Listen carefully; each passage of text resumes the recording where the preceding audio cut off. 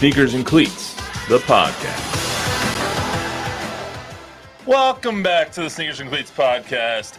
This is our 100th episode. It is Monday, May 13th. Don Harris, Chuck McGinnick. We did it. We got to 100. We haven't been shut off yet, so that's nice. Hard to believe. I know, right? People have wanted to listen to the three of us talk about sports for 100 episodes, so. I thought after what you said last week, we might be taking off. Nah. We were just talking about the roast. It's fine. To think, we started on June 20th of last year. Don, I think it was just you and I. We recorded on a phone with like a little phone mic, and then we went to our old studio upstairs, which had the red curtain, and then we came down here to the frozen tundra. So gone through a lot of iterations of this. We finally got video. I think it was 26th episode. So we've had video for a while. Got a whole team of people. Yeah, we started with 2, and now we have what's there in here? 7 now. It's pretty good. Yeah, pretty good. But it is. Thank you to everyone who tunes in. Tom Guerrero, shout out. I knew you were going to do that. Thank you to everyone who tunes in. We wouldn't be still doing these at 100 if people weren't tuning in. So thank you for that. And also, we are going to start trying to get sponsors and advertisements, stuff like that. So if you do want to sponsor the Sneakers and Cleats podcast, you can email me, mroy@sbgtv.com. We're looking for a presenting sponsor here. So we will put that, or I will put shout that out on the Louis screen. Barrios from Barrios Restaurants. He's listening right now. Absolutely. Hey, Louis, you want to sponsor the show? You can email me and I'll get you connected with the right people. But stick around to the end of the episode. I have my favorite moment of our 100 episodes queued up at the end. Spoiler alert, it is Chuck from episode 26 doing that's 2 references to episode 26. I know, because I learned today that was our first video episode while I was going through the archives and stuff. So anyway, so stay tuned for that. We have a lot to talk about today, though, on this episode of the podcast. The Spurs almost strike for a 4th time of getting the number 1 pick, but instead they get the 4th and the 8th pick. They get super lucky in the draft lottery once again, because that seems to be what they do. We'll talk about how the rebuild is going to shape up. Plus, Wemby got his Rookie of the Year trophy this weekend. Had some interesting comments to go along with it. We'll talk about the off season that's coming up for the San Antonio Spurs. But first, as always, we start with the number game.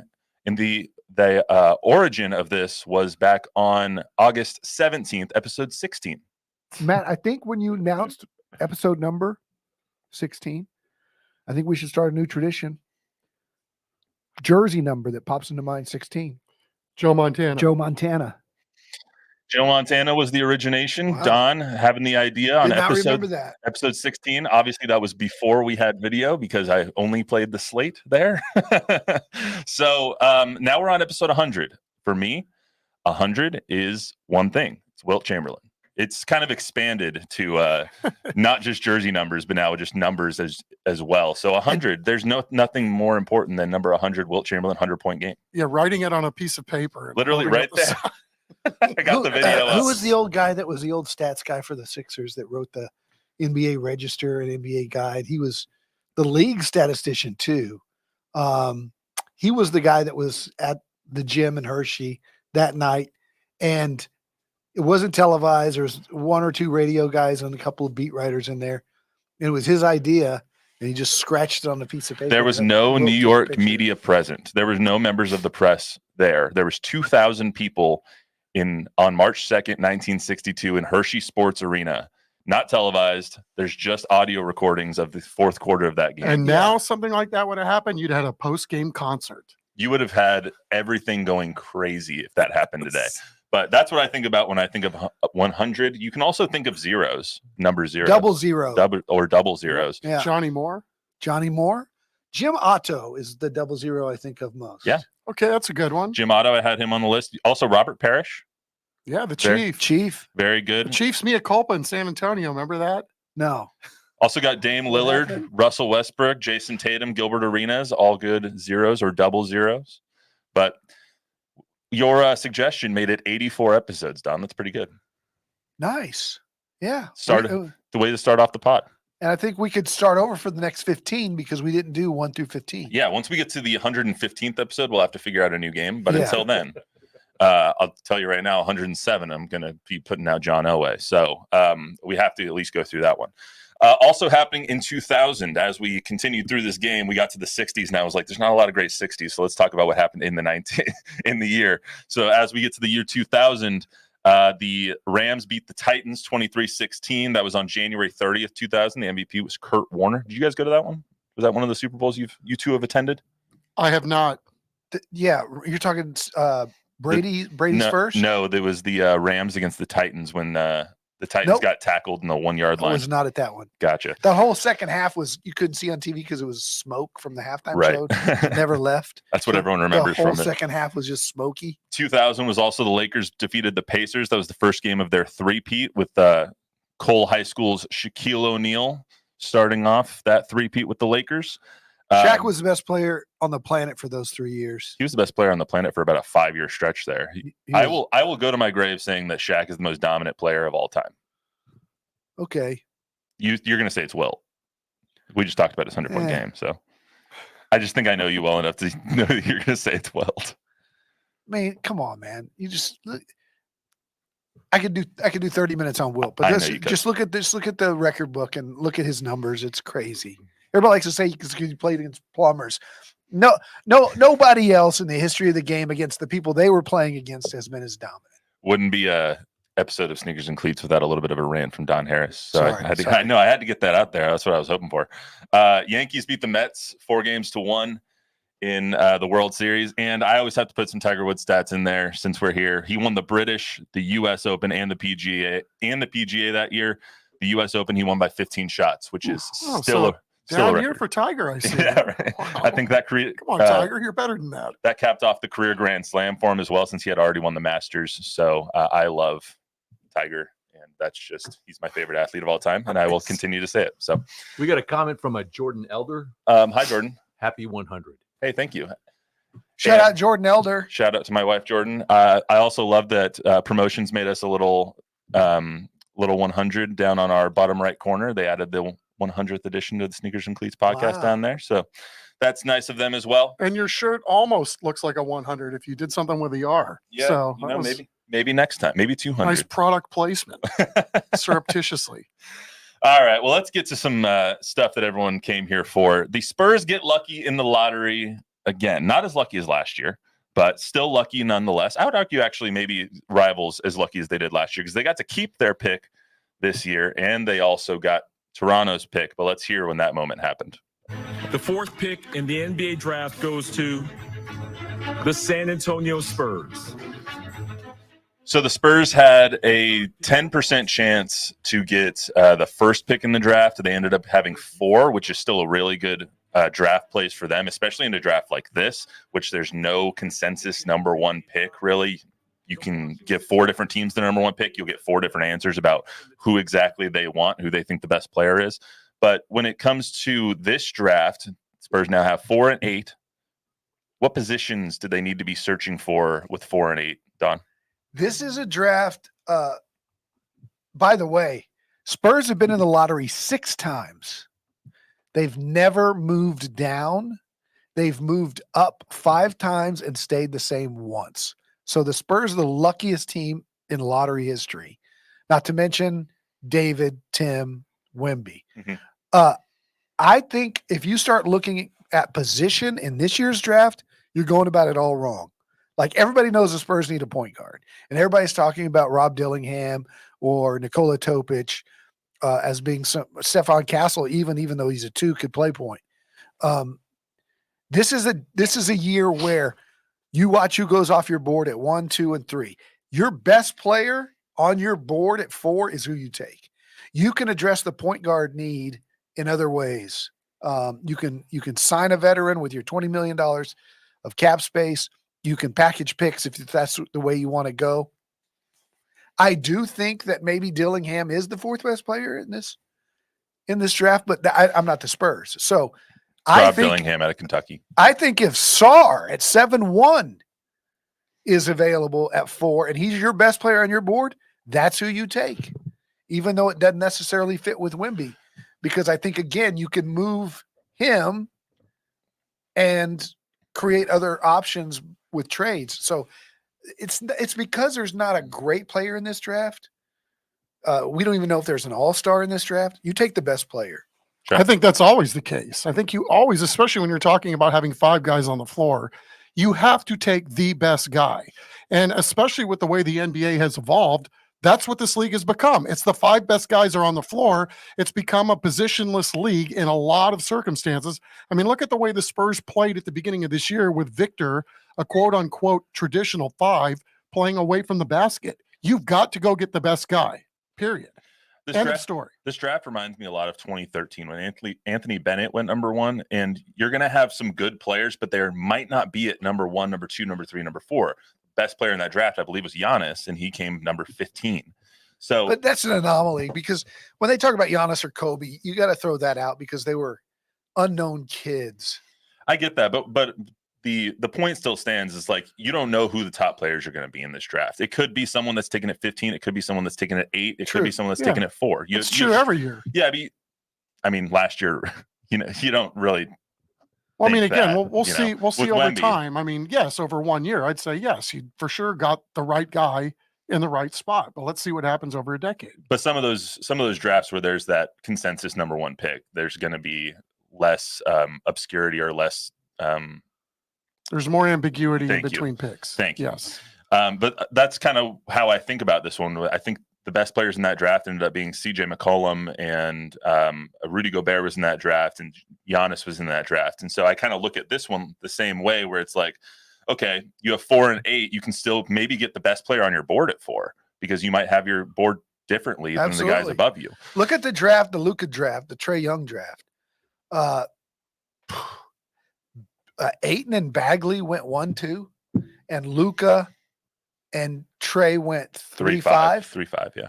So that's the way I see this draft. I think Porzingis went 4. Is you could really miss in this draft if you're number 1. Oh, 100%. You could. And that's why it's kind of interesting to see how they're going to use these 2 picks to build around Wemby, whether that's using them to pick players or using them as trade assets. So would it be, I know that we all kind of get held up on timeline. What's the timeline for winning here?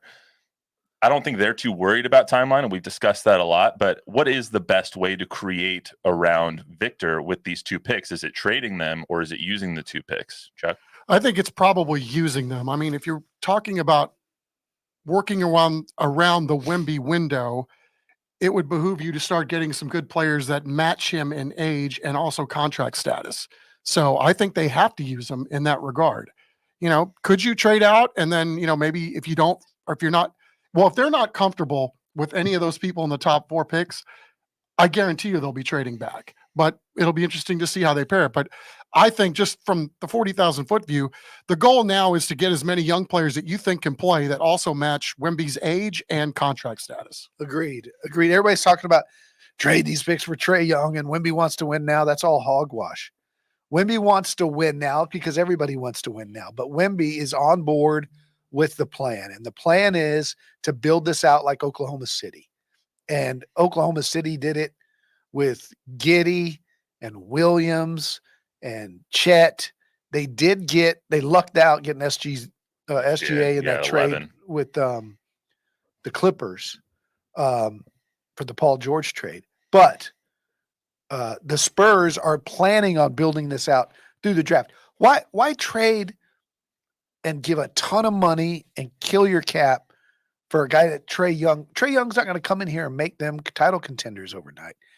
He might be better than the guy that they draft, but who's to say that Rob Dillingham's not better than Trae Young eventually? But to further your point, as soon as Atlanta got the number 1 pick, you turned to me yesterday and you were like, that's interesting. It's very interesting for Atlanta's sake. I don't know. Well, it's interesting for anybody looking for a point guard or a 2 guard if you're trading DeJounte or Trae Young. Yeah. I mean, but I don't think the Spurs are interested in either one of them. I think that Trae Young's interested in it, though. Of course he is.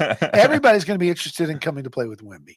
I don't think you blow up this thing, the timeline for this thing, unless it's, Anthony Edwards, Luka, Maxey, Booker. I don't think it's Trae Young. And I don't think they do it.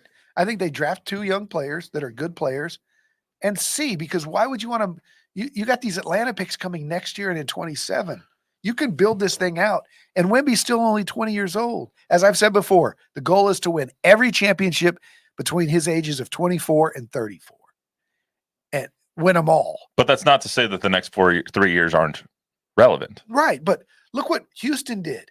Houston went out and they were in the same course as the Spurs. They had Green, they had Jabari Smith, they had these great young talents that they got at number 2 and number 1, or whatever they were.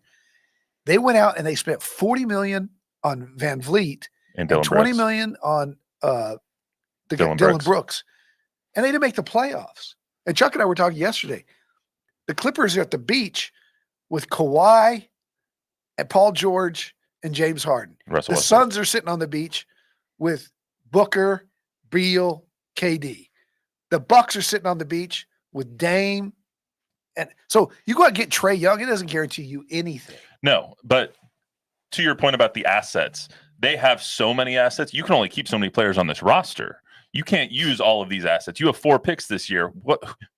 Name me the 4 players on this roster last year that aren't going to be there then to make room for these 4 picks that they're going to make, 2 in the second, 2 in the first. At some point, you have to use your assets to acquire another one. You know, someone that's maybe consolidating assets is a way you can look But at they've it. got even more picks next year, right? Yeah. So They might have there you go. what, 3 three number ones. 3 number ones. They got next year. Chicago's, Atlanta's, and their own.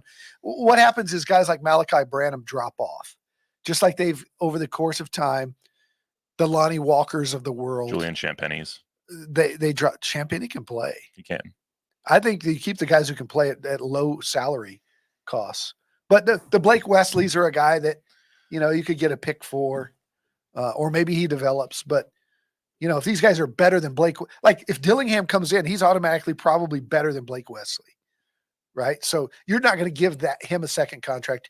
You're not going to give Malachi a second contract. Fair enough. Bob, anybody commenting on the YouTube stream? Yeah, we got a question from Jonathan. What do you think the likelihood that they trade up and try to get Sarr?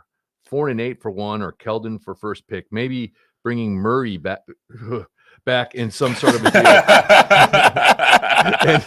and with DeRozan and other wings available, It's too bad that wasn't offseason, caught that on increases camera. the probability of something like this happening. It's fantastic. It was a tough read. I'm sorry. Yes, Murray coming back is always a little tough. In my opinion, I don't think that they trade up for one unless they're in love with the player. They have to be in love with the player.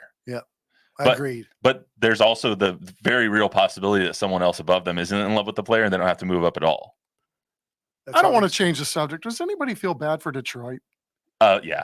I was going to get to just that in a little. second. Do you feel like we're sort of like we're having this celebration that the Spurs get another pick somewhere out of nowhere?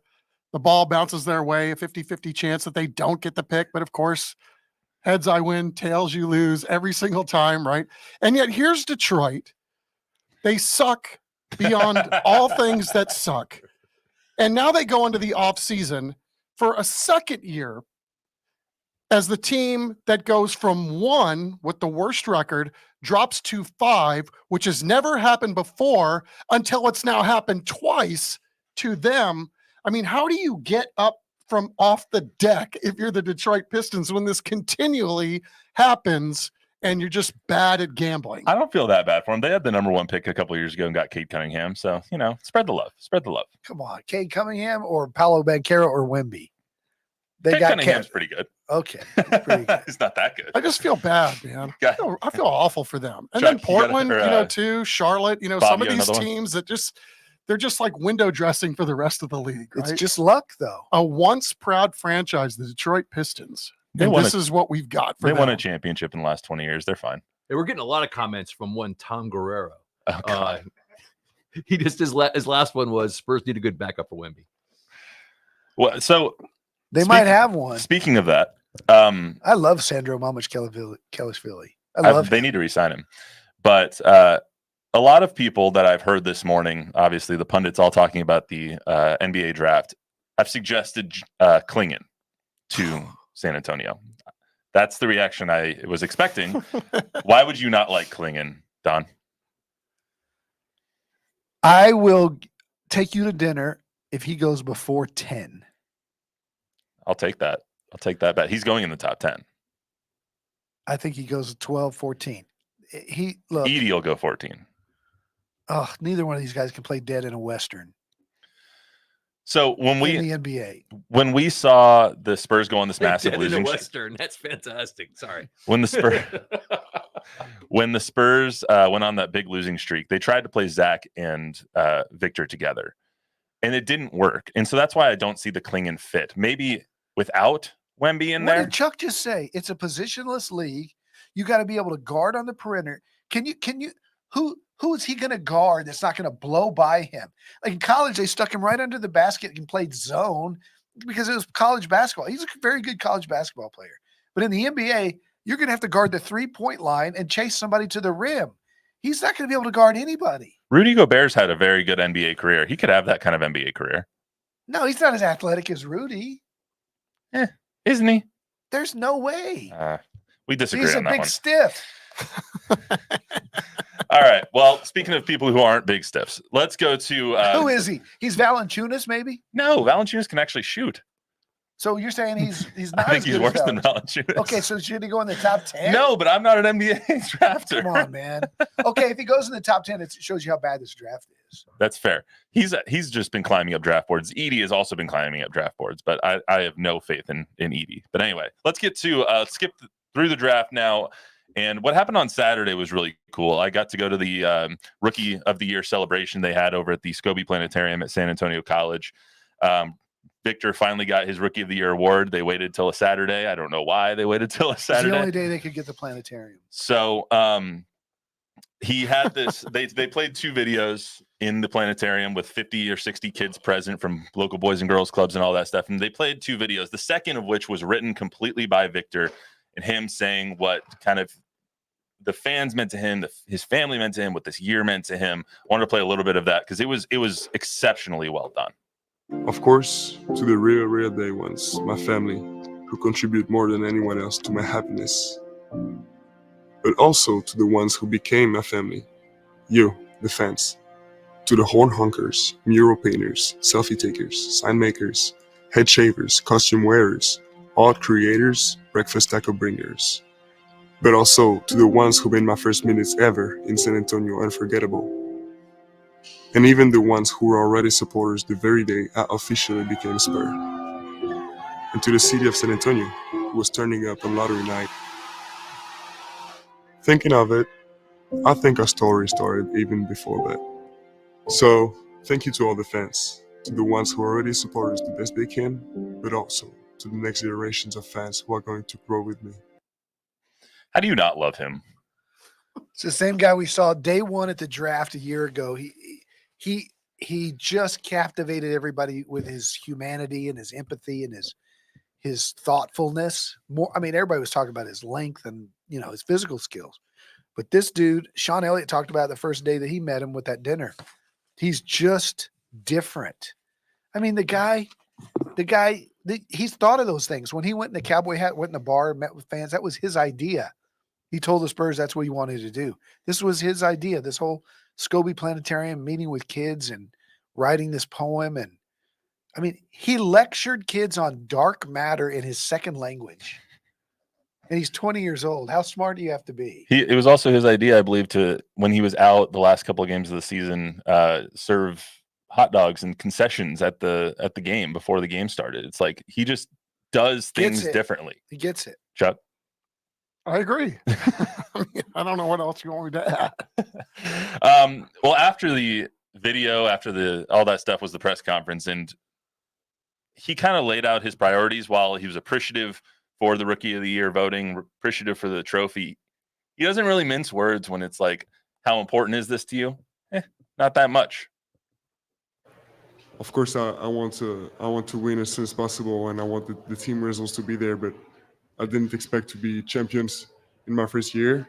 I never really felt like the chase for the trophy was over because I had other things to think about. Like I had the responsibility towards my team, and being a leader and showing our improvement through the season was bigger than this. So I had more things on my mind. This is not enough, This is barely something. So I want to keep the momentum going. Chuck, when you hear a 20-year-old kid who just won his Rookie of the Year. Usually that's a moment that everyone dreams of. He's only the sixth unanimous Rookie of the Year in history of the NBA. What does it make you think when you hear him say this isn't enough? And frankly, I wasn't even thinking about this all year. Well, I mean, I believe him because I think, for all that you guys have just said about the kid, the young man, the fact is that he's probably a little embarrassed by some of this. You get this huge honor, this huge accolade, and yet your team was third from the bottom, or whatever they ended up in the West. This is, I think it portends good things when you can have somebody who seemingly is selfless enough to say those things. And, I think he is probably a little sheepish about taking such an award, yet what did it translate in terms of wins and losses? Don, you were just listening to the press conference again in the sports department down the hallway here. What was your main takeaway from his kind of message and his answers that he gave the media on Saturday? He's already back at work. He's doing 2-a-day workouts in the gym, which he'll do until he leaves for France for the Paris games. He has a real responsibility to himself to be great. I mean, this is a guy who has a team of about 6 people, whether it's trainers, guys that stretch him, guys that nutritionists, and he goes to bed at 9:30. He reads, he does not let up. And you've heard him on some of those one-on-one conversations with Bleacher Report and others, talking about everything that he does is calculated. The trip that he just got back from in France was calculated, where he went, who he saw. He's relentless in what he wants to do this summer with France in the Olympics. And it's all planned out to the day of what he's going to be doing between now and then and when he gets back and before the start of the season. I mean, he's like Michael Jordan, Kobe, Duncan, those guys that have that focus of what they want to do, and then they're intentional about how they're going about getting it done. That's what I was going to say, intentional. He also is very thorough with putting himself around people and putting people around him that have his best interest at heart. He spoke a little bit about the intentionality of the people over at Nike and how they've gone about their process and how they have included him and done all those things with kind of a vision, a central vision in mind. And he's had input, obviously, in his signature shoe and his alien line and the commercials and all that stuff that's come out about him. But you get the sense that from a very young age, he knew that some of this was possible, and he's been prepped for that like a machine since he was 10 years old. I was just getting ready to say that he knew or was told about that stuff at 10, 12, 13. The way that he's going about this is the kid that we all did. We laid in our beds in the 7th and 8th grade, stared at the ceiling and said, if I could be an NBA player, I could do this. And this is what my shoe would look like. Mm-hmm. And this, I would practice my autograph a certain way. He did all that. And now he's actually one of the rare kids that's getting to live it out. What if I was Michael Jordan with number one? Would I go with Nike or would I go with Adidas? And what if I drew my shoe? He's an artist. If I drew my shoe, what it looked like, the alien logo. He's just a kid who's planned this all out. And now he's living it just as if, it's going true to form. It just makes me think of like Rocky IV with Ivan Drago. Like he was made in a lab, just prepared for I was like, God, I'm glad he said the Drago reference. I was like, okay, which one was that? Just prepared. He's been built for this, but he has the humility and the humanity of like a normal person instead of, the machine like Drago. But Drago was created in a lab. Wemby seems like he was created in a lab. He's an alien that we've never seen before. And God, I just hope that they win soon so we can stop talking about how awesome he is and how direct the rest of the team is. And instead we can talk about how the impact that he's having on winning and the impact he's having on his teammates instead of, just the other kind of crap that we've had to talk about for the last 6-8 months. Now, we've done a pretty good job talking up him and glossing over the losses. So I believe it's time to. I believe next year we won't do that, though. I believe we will. We'll find a way. Michael won in year 7. LeBron won in year 7. He's going to win in year 3 and 4 and 5. I don't know. I think they take a big step next year, win 35, 40 games. They take a big step. They might make the playoffs. 22 wins. We will lead a lot of shows with loss after loss after loss after loss. I don't think that's going to happen. I don't think it will either. We didn't think it was going to happen this year, though, either. No, but you're right. I mean, but to Don's point, I mean, they did play differently and better the last 20 ball games of the season. We all said if the season started today, how many would they win? I think they go 500. Yeah. I think they're a 42-win team. The way they played they won 7 out of the last 12. Bob, are you okay over there? I thought he was calling BS on something one of us said. Went down the wrong pipe. It's all good. Do you have any comments or anything from anybody listening / Tom viewing? Guerrero says that very humble at such a young age. Bernard Cruz says Wemby should have won. Speak into the mic, Bob.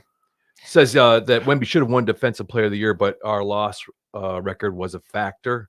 Yes. Tony Definitely. Delgado, look, I guess this is his prediction. Spurs will go 46-36 next year. Think that's accurate there, Don? I think it's a little high, but it's fine. They could do it. Yeah. Troy Martin says Spurs have been blessed with David, Tim, and Wemby. The future is bright. Very bright. Very bright. And Bernard Cruz says, yes, Chuck, he wants to win more. We need to win soon and with a better supporting cast. Otherwise, Wemby will get discouraged. The pop process takes a few years, and we don't have the veterans we had with Timmy. Yeah, that's a false narrative. Well, they don't have the veterans they did with Timmy. That's a fair. fact. That's fair. That's a fact. But this narrative that folks are turning Wemby saying, I want to win as soon as possible into we're going to lose Wemby if we don't win next year is false. They've got him for 4 years, maybe 5. At least. And he's on board with the process. And I think what you saw even more in both of the tribute video that he made and the video before him is that San Antonio is all in on him. Yeah. And he's all in on San Antonio. So I think that that plays a factor into things as well. So we usually close this down with me saying thank you for watching and listening, and remember to download, rate, review, subscribe. But since this is episode 100, I wanted to bring back my favorite moment of the last 100 episodes. Charger shaming. Cringe. Charger shaming. It's not Charger shaming. It's Charger encouraging, because he did your fight song very well. So in episode 26, these two had a bet. But I think he was I think he changed the lyrics of the song. No, I just printed out maybe the wrong lyrics. But anyway, they had a bet. Churchill Chargers against the Madison Mavericks. Madison lost on a Monday because of the lightning delay. They couldn't finish the game on a Saturday when they were playing it, so they had to finish on a Monday. The Mavericks lost by 1 point in overtime, so Chuck had to sing the fight song for the Churchill Chargers, but in only Chuck McGinnick fashion, he did a poetry slam instead. Right. So to close out our 100th episode, I want to play that one more time, and then we will send it off. We will see everyone on Thursday. Thank you so much for listening and viewing for the 100 episodes. Hopefully we have another 100 or 200 more. Enjoy. You can all turn off now. Oh, here we go. This has nothing to do with your fight song, by the way. But I figured if we're going to do this, we're going to do it my way. So we're going to do a little spoken word, Don Harris. I love it. Okay. Fight, you Chargers. Take it all the way. Round the end. Another win today. If you should fall, we will lend a helping hand. Red, black, white, the greatest in the land. We're behind you all the way tonight. Victory will shine. We're gonna go fight. Win, Chargers. Oh, it's varsity. Oh, you're messing me up. Oh, no, I just dropped the word. The worst. Okay. Let's just do it again. We're going to go fight, win, varsity? It is, well, according to Matthew. Okay. You think I know the Churchill fight song? The only thing I just know copy about and that pasted is, from the website. We're going to go Winston fight, Churchill, win. Upon your grave we spit. Because that's what we used to say at Madison. Okay. That's a school song. Oh, God. Did I do enough? Yeah, I said I was going good. to do one bar. So that was great. That was so Big much. time, That was so big much more time. than I expected.